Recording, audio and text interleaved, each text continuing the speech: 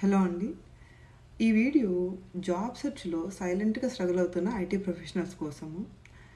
Out side నుంచి చూస్తే job search చేసే వాళ్ళందరూ గూడా ఒకటే ప్రాబ్లమ్‌తో స్ట్రగుల్ అవుతున్నట్టు కనిపిస్తుంది. బట్ కొంచెం ఇన్ డెప్త్‌గా అనాలిసిస్ చేస్తే కొంతమందికి రెజ్యూమే షార్ట్ లిస్ట్ అవ్వదు. షార్ట్ లిస్ట్ అయినా ఇంటర్వ్యూ కాల్స్ రావు. ఇంటర్వ్యూ కాల్స్ వచ్చినా అవి క్లియర్ చేయలేరు. కొన్నిసార్లు ఇంటర్వ్యూ కాల్స్ వచ్చి క్లియర్ చేయగలిగినా కానీ హెచ్ఆర్ ఆర్ బిహేవియర్ రౌండ్లో మిస్ అవుతూ ఉంటుంది. అన్నీ త్రూ చేసుకున్నా కానీ కొన్నిసార్లు ఆఫర్ లెటర్స్ రిలీజ్ అవ్వవు. సమ్టైమ్స్ ఇలా నంబర్ ఆఫ్ ఇంటర్వ్యూస్ తీసుకున్న తర్వాత ఇన్కేస్ సక్సెస్ కాకపోతే అసలు నేను రైట్ డైరెక్షన్లో వెళ్తున్నానా లేదా అనే ఒక సెల్ఫ్ డౌట్ వచ్చేస్తుంది. సో ఇక్కడ నేను కూడా ఇలాంటి జర్నీని క్రాస్ చేసి వచ్చాను.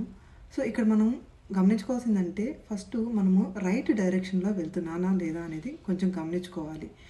సో రెజ్యూమ్ని ప్రాపర్గా అప్డేట్ చేయడము, లింక్డ్ఇన్లో ప్రొఫైల్ని ప్రాపర్గా రిక్రూటర్స్కి, తర్వాత హైరింగ్ మేనేజర్స్కి విజిబుల్గా ఉంచుకోవడము, నెట్వర్కింగ్ చేయడము, తర్వాత టెక్నికల్ ఇంటర్వ్యూస్ అన్నప్పుడు మనమే సెల్ఫ్ మాక్స్ కండక్ట్ చేసుకోవడము.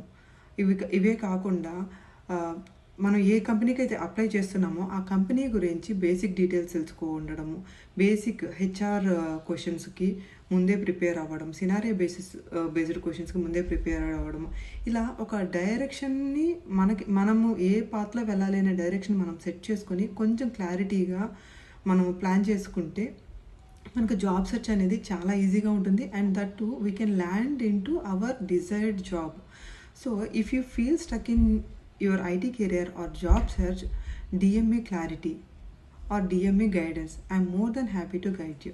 Thank you so much. Stay tuned. Your IT empowerment coach, Saujanya.